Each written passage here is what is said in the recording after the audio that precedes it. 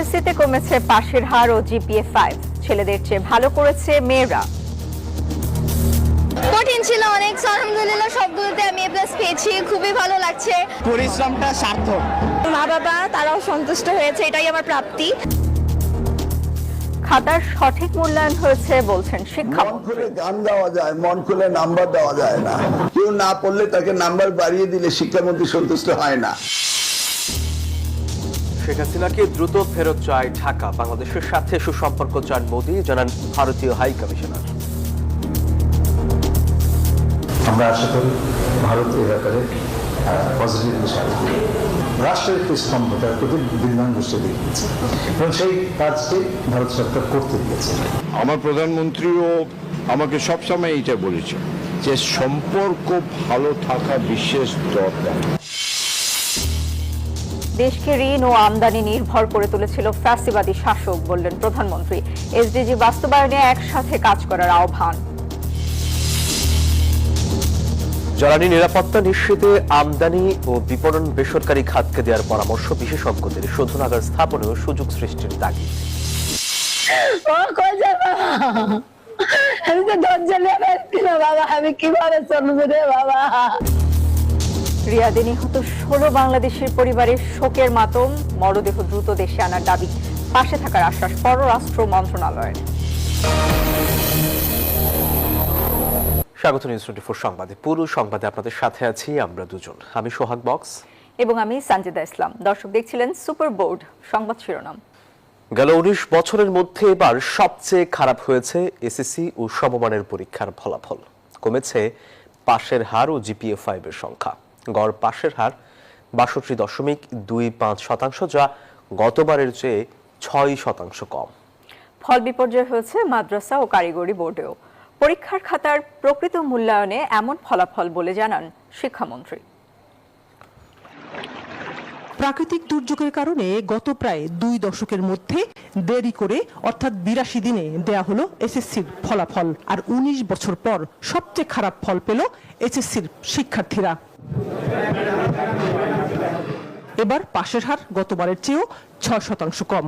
18,29,000 পরীক্ষার্থীর মধ্যে ফেল করেছে প্রায় 7 লাখ। গড় পাশের হার 62.25। কমেছে জিপিএ 5 এর সংখ্যাও। গত বছর জিপিএ 5 পেয়েছিল 1,39,000, এবার পেয়েছে 1,16,000। ফলাফলে এবারও এগিয়ে ছাত্রীরা।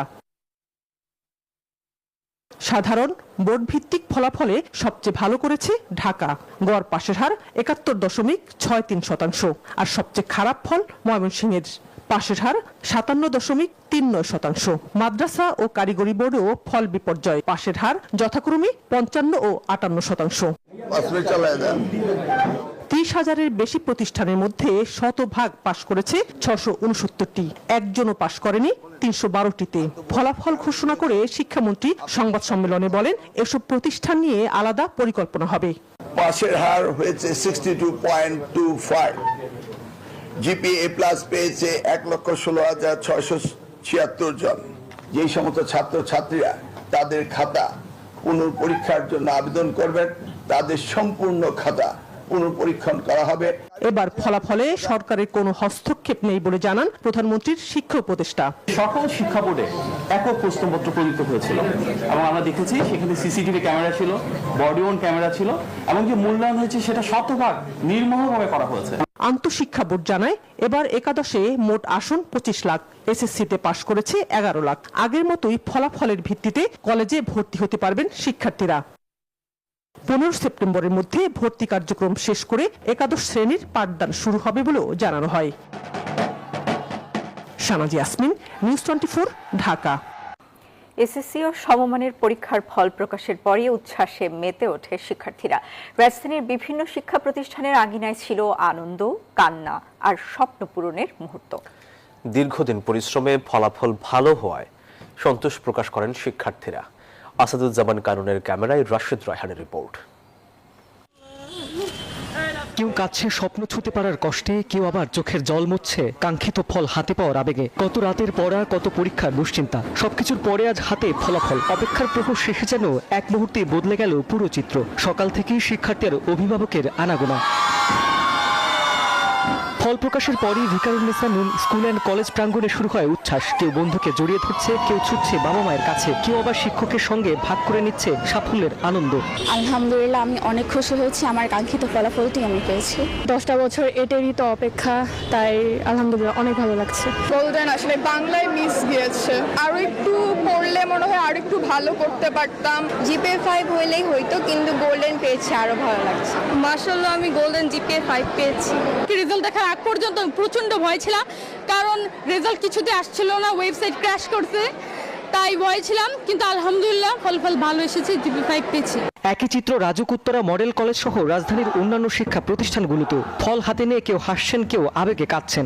যতটুকু সময় ছিল ততটুকু সময় আমরা ইউটিলাইজ করার চেষ্টা করেছি। তারপরে হচ্ছে গিয়ে যা ফল এসেছে সেটার জন্য আল্লাহর কাছে শুকরিয়া। হায়ার ম্যাথের এমসিকিউটা কঠিন ছিল অনেক, আলহামদুলিল্লাহ সবগুলোতে আমি এ প্লাস পেয়েছি, খুবই ভালো লাগছে। এখন যখন দেখতেছি জিনিসটা, তখন মনে একটা শান্তি যে পরিশ্রমটা সার্থক। তাহলেও আমার ঘুম হয়নি, আমার কোচিং ক্লাসেস করেছি এবং আলহামদুলিল্লাহ সবার লাস্টে আমি গোল্ডেন জিপিএ 5 পেয়েছি। আলহামদুলিল্লাহ আমার রেজাল্টটা খুবই ভালো হয়েছে, আমি সন্তুষ্ট এবং মা বাবা তারাও সন্তুষ্ট হয়েছে, এটাই আমার প্রাপ্তি। ফলাফলের আনন্দটাও শুধু শিক্ষার্থীদের নয়, এই হাসির পিছনে আছে পরিবারের ভূমিকাও। তাই তো কাঙ্ক্ষিত ফল পেয়ে আনন্দে সামিল হয়েছেন বাবা মা ও শিক্ষকরাও। আমার আল্লাহ তাআলা আমার ডাকটা যে শুনতে পেরেছি, এটি আল্লাহকে শুকরিয়া। টেনশন বেশি ছিল যে কি হয় না হয়, তা আলহামদুলিল্লাহ ভালো আসছে। খুব টেনশনে ছিলাম যে গোল্ডেন থাকবে কিনা। পাশের হার যেটা আছে সেটা আমরা বজায় রেখেছি, 97.97 আছে, 98% আমরা বলতে পারি। হাসি, আনন্দ আর আবেগের এই মুহূর্ত পেরিয়ে এখন শিক্ষার্থীদের সামনে অপেক্ষা করছে নতুন এক অধ্যায়। অপেক্ষার ঘড়ি থেমেছে, খুলেছে ফলাফলের খাতা। কেউ সেখানে খুঁজে পেয়েছে নতুন স্বপ্নের গল্প, কেউ খুঁজে পেয়েছে আগামী লড়াইয়ের নতুন সাহস। প্রতিটি শিক্ষা প্রতিষ্ঠানে আজ হাসি, কান্না, আজ ভালোবাসায় পুরোপুরি মুখর হয়ে উঠেছে শিক্ষার্থীদের উল্লাস আর পদচারণায়। একটি ফলাফলের অপেক্ষার গল্প আজ শেষ হয়েছে, শুরু হলো এই শিক্ষার্থীদের আগামীর পথ চলার নতুন গল্প, নতুন স্বপ্ন। রাশেদ জায়খান, নিউজ 24, ঢাকা। এই বছর এসএসসির ফলাফলে শতভাগ জিপিএ 5 পেয়েছে নরসিংদীর নাসিমা কাদির মোল্লা স্কুল অ্যান্ড হোমসের শিক্ষার্থীরা। এই শিক্ষা প্রতিষ্ঠানে এবার 382 জন শিক্ষার্থী পরীক্ষায় অংশ নিয়ে সবাই জিপিএ 5 পেয়েছে। বিগত বছরগুলোতেও দেশ সেরা ফলাফল করেছে এই প্রতিষ্ঠান।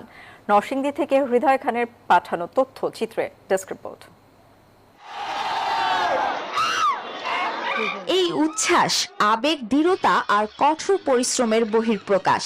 নরসিংদীর নাসিমা কাদির মোল্লা হাই স্কুল অ্যান্ড হোমসের মাঠে মাধ্যমিক পরীক্ষার ফলাফল ঘোষণার পর দেখা গেল এমন দৃশ্য। এবছর 382 জন পরীক্ষার্থীর সবাই পেয়েছে জিপিএ 5। পরীক্ষা দিয়েছিল 382 জন শিক্ষার্থী, এই 382 জনকে থেকে 382 জন এ প্লাস পেয়েছে, আলহামদুলিল্লাহ। আমাদের রেজাল্টের জন্য আসলে আমাদের টিচাররা সহ আমাদের ফ্যামিলি অনেকটা আমাদেরকে সাপোর্ট দিয়েছে। শিক্ষকদের প্রতি অনেক কৃতজ্ঞ, তাদের অক্লান্ত পরিশ্রমের ফল আজকে আমরা পেয়েছি। তারা যদি আমাদের পাশে না থাকতো তাহলে আমরা কখনোই এত ভালো রেজাল্ট অর্জন করতে পারতাম না। দেশ সেরা ফলাফল করায় শিক্ষার্থীদের পাশাপাশি আনন্দ ছড়িয়ে পড়েছে অভিভাবকদের মাঝেও। বিশেষ ক্লাস সহ নানাবিধ কার্যক্রমে ভালো ফলাফলের পেছনের মূল মন্ত্র বলে দাবি প্রতিষ্ঠানটির চেয়ারম্যানের। ফলাফলের পিছনে সবচেয়ে বড় যে অবদান, সেটা হচ্ছে আমাদের নরসিংদীবাসীর সকলের আন্তরিক ইচ্ছা এবং মানসিক শক্তি। যতক্ষণ না পর্যন্ত একটা শিক্ষার্থী তার নিজের অবস্থান ঠিক করতে না পারে, অতক্ষণ পর্যন্ত শিক্ষকদেরও কোনো বিদায় নাই আর শিক্ষার্থীদেরও কোনো বিদায় নেই। অভিভাবকরা এই বিষয়ে অনেক বেশি শ্রম দেন আমাদের। প্রতিষ্ঠার পর থেকে ভালো ফলাফল করছে প্রতিষ্ঠানটি। গেল বছরেও শতভাগ জিপিএ 5 অর্জন করে প্রতিষ্ঠানটির শিক্ষার্থীরা। Desk report, news 24। শেখ হাসিনাকে বাংলাদেশে প্রত্যর্পণ প্রক্রিয়া ত্বরান্বিত করতে ভারতের প্রতি অনুরোধ জানিয়েছেন প্রধানমন্ত্রী তারেক রহমান। সাথে শহীদ ওসমান হাদির খুনিদের দ্রুত ফেরত পাঠানোর তাগিদও দিয়েছেন তিনি। সকালে সচিবালয়ে ভারতের হাই কমিশনার দীনেশ ত্রিবেদীর সাথে বৈঠকে তিনি অনুরোধ জানান। ভারতের হাই কমিশনার জানান, নরেন্দ্র মোদী বাংলাদেশের সাথে সুসম্পর্ক চান। দীনেশ ত্রিবেদী আরও বলেন, মোদী মনে করেন আলোচনার মাধ্যমে দুদেশের যে কোনো সমস্যা সমাধান সম্ভব। দায়িত্ব নেয়ার 2 মাসের মাথায় প্রথমবারের মতো প্রধানমন্ত্রী তারেক রহমানের সাথে সচিবালয়ে সৌজন্য সাক্ষাৎ করেন ঢাকায় নিযুক্ত ভারতের হাই কমিশনার। তারেক রহমানকে একটি কাশ্মীরি শাল উপহার দেন তিনি। বৈঠকে প্রত্যর্পণ চুক্তির মাধ্যমে দণ্ডপ্রাপ্ত শেখ হাসিনাকে ফেরত দেওয়ার প্রক্রিয়া ত্বরান্বিত করতে দিল্লির প্রতি অনুরোধ জানান প্রধানমন্ত্রী। কথা হয় ইনকিলাব মঞ্চের আহ্বায়ক ওসমান হাদির খুনিদের ফেরত দেওয়ার বিষয়েও। আলোচনায় উঠে আসে ব্রিক্স সম্মেলনে তারেক রহমানকে ভারতের আমন্ত্রণ প্রসঙ্গ। মাননীয় প্রধানমন্ত্রীকে ব্রিক্সে দেওয়া হয়নি, দেওয়া হয়েছে চেয়ারপারসন অফ ব্রিক্স বিএমস্টেক। ব্রিফিংয়ে পররাষ্ট্রমন্ত্রী ডক্টর খলিলুর রহমান জানান, বাংলাদেশ হেয় প্রতিপন্ন হয় এমন কিছু করা হবে না বলে আশ্বস্ত করেছে ভারত। দণ্ডপ্রাপ্ত শেখ হাসিনার এই প্রত্যর্পণ প্রসেস ত্বরান্বিত করার জন্য আমরা আশা করি ভারত এই ব্যাপারে পজিটিভলি সাড়া দিবে। এছাড়া শহীদ হাদির হত্যাকারীদেরকে যত দ্রুত সম্ভব আমাদের কাছে প্রত্যর্পণ করা। আমি আশা করব যে আমাদের রাষ্ট্রের কোনো স্তম্ভকে আন্ডারমাইন করার কিছু তারা আর করবেন না। তাদের সঙ্গে আমার যা কথা হয়েছে তাতে আমি কিছুটা হলেও আশ্বস্ত। এদিকে সচিবালয়ে স্বরাষ্ট্রমন্ত্রী সালাউদ্দিন আহমদের সাথেও বৈঠক করেন হাই কমিশনার। পরে প্রশ্নের জবাবে জানান, তারেক রহমানের সাথে বৈঠক করে দুদেশের সম্পর্ক এগিয়ে নেওয়ার বিষয়ে খুবই আশাবাদী তিনি। ভারত বাংলাদেশের ঐতিহাসিক ও প্রতিবেশী সম্পর্ক বদলে ফেলা সম্ভব নয় বলেও মন্তব্য তার। আপনার প্রধানমন্ত্রী পাবলিকের মানুষ, খুবই ভালো লাগলো, ভালো আলোচনা হলো, খুবই ভালো। We are looking forward. আমাদের ইনভিটেশন তো আগে থেকে আছে। ডেমোক্রেসিতে ইস্যুস থাকবে, এটা আমি কনফিডেন্টলি বলতে পারি। কোনো ইস্যু নাই যা আমরা বসে সেটেল করতে পারি না।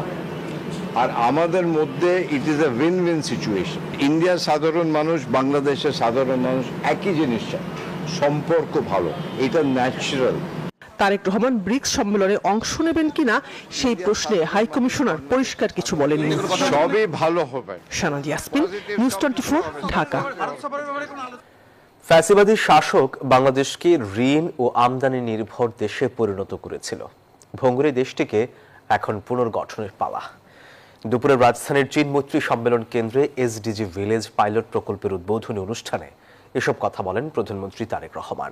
জানান, চলতি মেয়াদের মধ্যেই দেশের সকল নাগরিককে সামাজিক সুরক্ষা বলয় ও অর্থনৈতিক সহায়তা কাঠামোর মধ্যে আনতে চায় সরকার।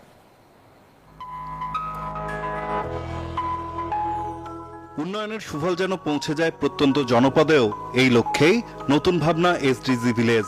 জাতিসংঘের 17টি টেকসই উন্নয়ন লক্ষ্যের সঙ্গে মিল রেখেই সাজানো হচ্ছে গ্রামের উন্নয়ন পরিকল্পনা। জাতীয় সম্মেলন 2026 অর্থমন্ত্রীর সভাপতিত্বে টেকসই উন্নয়ন লক্ষ্যমাত্রা এসডিজি কনফারেন্সে প্রধানমন্ত্রী তারেক রহমান বলেন, তরুণদের দক্ষ করে কর্মসংস্থানের সুযোগ তৈরি, স্বাস্থ্য ও শিক্ষার বিনিয়োগ বাড়ানো এবং সামাজিক সুরক্ষা নিশ্চিত করাকে রাখা হয়েছে অগ্রাধিকারে। রিকভারি, রিহ্যাবিলিটেশন এবং রিকনস্ট্রাকশন, এই 3R কৌশল গ্রহণ করেছে, যার মাধ্যমে সাময়িক স্থিতিশীলতা থেকে শুরু করে দীর্ঘমেয়াদী কাঠামোগত রূপান্তর সবকিছুই একটি সুসংহত পথনকশা বাস্তবায়িত হবে। প্রধানমন্ত্রী বলেন, শুধু শহর কেন্দ্রিক উন্নয়ন নয়, গ্রামীণ অর্থনীতিকে শক্তিশালী করতেও নেওয়া হচ্ছে নানা উদ্যোগ। দীর্ঘ 1.5 দশকের বেশি সময় ধরে ফ্যাসিবাদী শোষণ শাসন বাংলাদেশকে একটি ঋণ নির্ভর এবং আমদানি নির্ভর ভঙ্গুর রাষ্ট্রে পরিণত করেছিল। ভঙ্গুর এই রাষ্ট্রটি এবার পুনর্গঠনের পালা। দেশ এবং পুনর্গঠনের এই যাত্রা পথে অবশ্যই এসডিজির গুরুত্বপূর্ণ ভূমিকা অনস্বীকারযোগ্য। 5 বছরে 20,000 কিলোমিটার নদীখাল খনন এবং 25 কোটি বৃক্ষরোপণের লক্ষ্য তুলে ধরেন সরকার প্রধান। মাদ্রাসা ভিত্তিক শিক্ষা, নবায়নযোগ্য জ্বালানি, গ্রাম পর্যটন, blue employment, one village one product, বৃক্ষরোপণ, খাল খনন এবং ইকো ট্যুরিজম সহ বিভিন্ন কর্মসূচি একযোগে পরীক্ষামূলকভাবে বাস্তবায়ন করা হবে। এই উদ্যোগের সাফল্যের ভিত্তিতে ভবিষ্যতে সারা দেশের অন্যান্য গ্রামে এই মডেল সম্প্রসারিত করার পরিকল্পনা রয়েছে সরকারের। গ্রাম থেকে জাতীয় পর্যায়ে এই ধারাবাহিক পরিবর্তনের মধ্য দিয়েই 2030 সালের টেকসই উন্নয়ন লক্ষ্যমাত্রা অর্জনের পথে বাংলাদেশ এগোতে চায় বলেও জানান প্রধানমন্ত্রী। এসডিজি বাস্তবায়ন। নাইন আলচিকো, নিউজ 24, ঢাকা। সদস্য। গণভোটের রায় অস্বীকার, সন্ত্রাস, চাঁদাবাজি ও হামলা মামলা করে শেখ হাসিনার পথেই হাঁটছে বর্তমান সরকার, এমন অভিযোগ করেছেন বিরোধী দলীয় নেতা ও জামায়াত আমির ডক্টর শফিকুর রহমান। দুপুরে গাইবান্ধার সাঘাটার বোনার পাড়ায় নিহত সাইফুল্লাহ বাড়ি ও সালাউদ্দিনের হত্যাকারীদের বিচারের দাবিতে আয়োজিত জনসমাবেশে প্রধান অতিথির বক্তব্যে তিনি এই কথা বলেন। জানান, জনগণের ট্যাক্সের টাকায় দেশের উন্নয়ন হয়, তাই বৃহত্তর রংপুরবাসীকে যারা বঞ্চিত করবে তারা গণদুশমন হিসেবে চিহ্নিত হবে। যে পথে হাঁটছেন, যে পথে আপা হেঁটেছিল, সেই পথে আপনারা হাঁটছেন। আপা যাওয়ার আগে বলতে আমি পালাই না, অমুকের মেয়ে পালায় না। গণভোট না মানলে শুধু না হবে না, একসময় নাই হয়ে যাবে। জুলাই গণঅভ্যুত্থানে শহীদদের স্বপ্নের বাংলাদেশ গড়ে তুলতে দেশের প্রতিটি নাগরিককে নিজ নিজ অবস্থান থেকে দায়িত্ব পালনের আহ্বান জানিয়েছেন প্রধানমন্ত্রী তারেক রহমান। সোমবার বিকেলে সচিবালয়ে মন্ত্রিপরিষদ সভাকক্ষে জুলাই গণঅভ্যুত্থান বাংলাদেশ স্কাউটসের 10 শহীদদের পরিবারের সদস্যদের সম্মাননা ও আর্থিক সহায়তা প্রদান অনুষ্ঠানে এই কথা বলেন প্রধানমন্ত্রী। বলেন, 71 ও 24-এ যারা দেশের জন্য আত্মত্যাগ করেছেন তাদের লক্ষ্য ছিল মানুষের অধিকার প্রতিষ্ঠা করা। প্রধানমন্ত্রী বলেন, শহীদদের যথাযথ মর্যাদা নিশ্চিত করতে হলে প্রত্যেককেই নিজ নিজ জায়গা থেকে দেশের জন্য কাজ করতে হবে। অনুষ্ঠানে শিক্ষামন্ত্রী আ.ন.ম আহসানুল হক মিলন, প্রধানমন্ত্রীর শিক্ষা উপদেষ্টা ডক্টর মাহাদি আমিন সহ জুলাই গণঅভ্যুত্থানে শহীদ পরিবারের সদস্যরা উপস্থিত ছিলেন।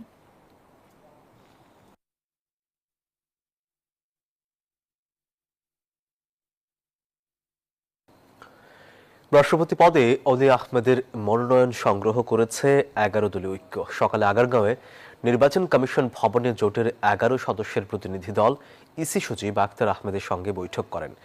মনোনয়নপত্র সংগ্রহের পর নেতারা জানান, গণতান্ত্রিক ধারা অব্যাহত রাখতে রাষ্ট্রপতি নির্বাচনে প্রার্থী দিয়েছে 11 দল। জুলাই সনদ নিয়ে বিএনপি জাতির সঙ্গে যে দ্বিচারিতা করছে তা তুলে ধরতেই এই নির্বাচনে অংশ নেয়া।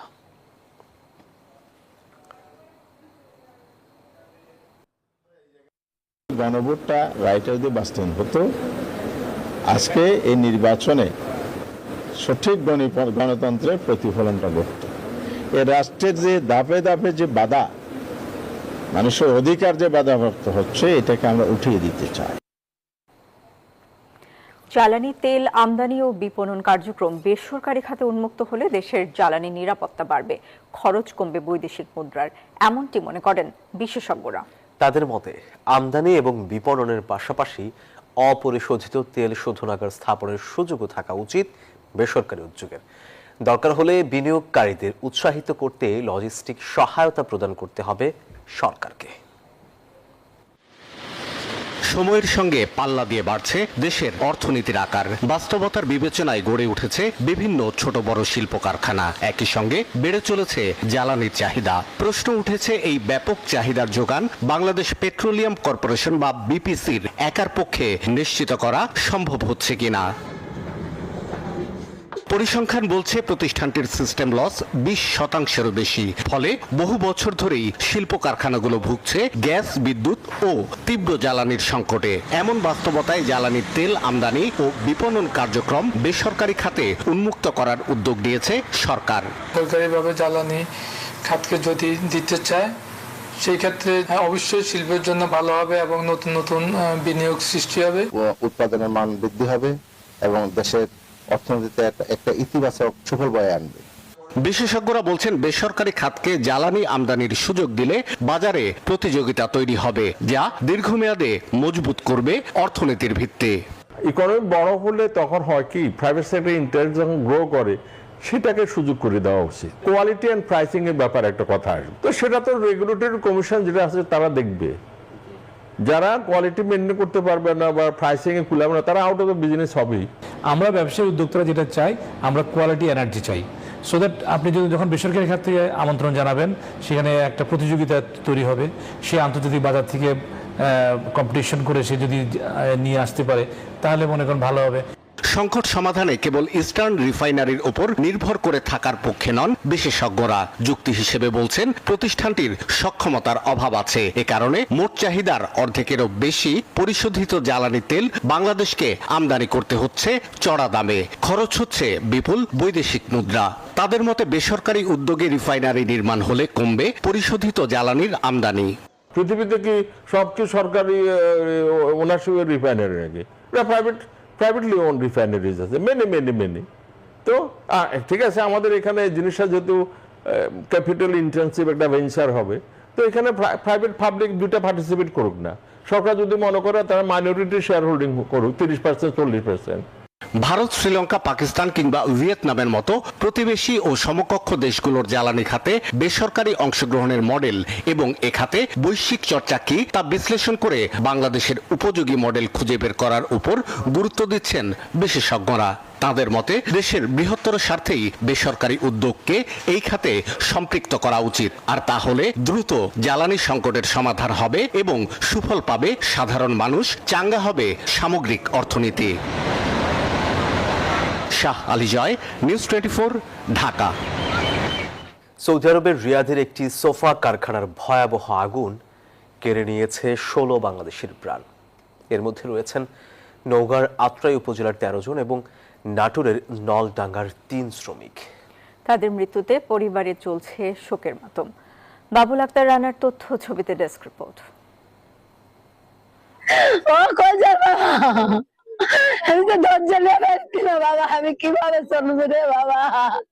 একসঙ্গে বেড়ে ওঠা, একসঙ্গে স্বপ্ন দেখা, ভাগ্যের নির্মম পরিহাসে সেই স্বপ্নের শেষটাও হলো একসাথে। সৌদি আরবের রিয়াদে একটি সোফা কারখানায় আগুনে প্রাণ হারানো 2 ভাই মোহন ও সুমনের নিথর দেহের অপেক্ষায় এখন পুরো পরিবার। মৃত্যুর আগে মাকে মোবাইলে শেষবারের মতো মোহন বলেছিলেন, চলে যাচ্ছি মা, আর কথা হবে না। সন্তানের সেই শেষ অডিও বার্তায় এখন মায়ের কাছে বেঁচে থাকার একমাত্র স্মৃতি, আর সেই কণ্ঠ শুনে বারবার কান্নায় ভেঙে পড়ছেন মা। ওরে মা কা ডাকিছে রে, বাবা কাছে ভাত খেস ভাত। এখন তো মনে করেন সব চলে গেল, কারখানার ভাড়া চলে গেল, টাকা চলে গেল, কারখানা চলে গেল, বাকি দোকানদারি চলে গেল। নওগাঁর আত্রাই উপজেলার কালিকাপুর ইউনিয়নের গন্ড গোহালি গ্রামের আরেক বাসিন্দা কলিমুদ্দিন। পরিবারের সচ্ছলতার আশায় তিনিও পাড়ি জমিয়েছিলেন সৌদি আরবে। সেই প্রবাসী হলো সব আশা মৃত্যু। আমাদের সন্তান আমার দেশে যেন ফিরে দেয়নি, সরকারের কাছে আবেদন এটাই আমরা চাই। শুধু গন্ড গোহালি নয়, আত্রাইয়ের পারকাসুন্দা, ডুবাই, সাধনগড় সহ কয়েকটি গ্রামে এখন শোকের ছায়া। একই কারখানায় কাজ করতেন এসব গ্রামের 13 যুবক। পরিবারের মুখে হাসি ফোটাতে তারা পাড়ি জমিয়েছিলেন 1000 মাইল দূরে। তাদের ফিরতে হচ্ছে নিথর হয়ে। স্বজন আর প্রতিবেশীদের একটাই দাবি, দ্রুত দেশে ফিরিয়ে আনা হোক প্রিয়জনদের মরদেহ। কয়েকদিন আগে কথা ছিলাম যে ভাই বেতাসি অল্প দিন মাসখানেকের মধ্যে বেতা আসতে চেষ্টা করতেছি। এদিকে সৌদি আরবে অগ্নিকাণ্ডে নিহত 16 বাংলাদেশি নাগরিকের মরদেহ আনতে প্রয়োজনীয় ব্যবস্থা নিচ্ছে পররাষ্ট্র মন্ত্রণালয়। নিহতদের পরিচয় শনাক্তের প্রক্রিয়া শেষ হলে তাদের পরিবারের সম্মতি অনুসারে মরদেহ নিয়ে আসা হবে বলে এক বিজ্ঞপ্তিতে জানানো হয়েছে। Desk report, news 24। দর্শক, এই ছিল নিউজ 24 সংবাদের এখনকার আয়োজন। সাথে থাকায় ধন্যবাদ সবাইকে।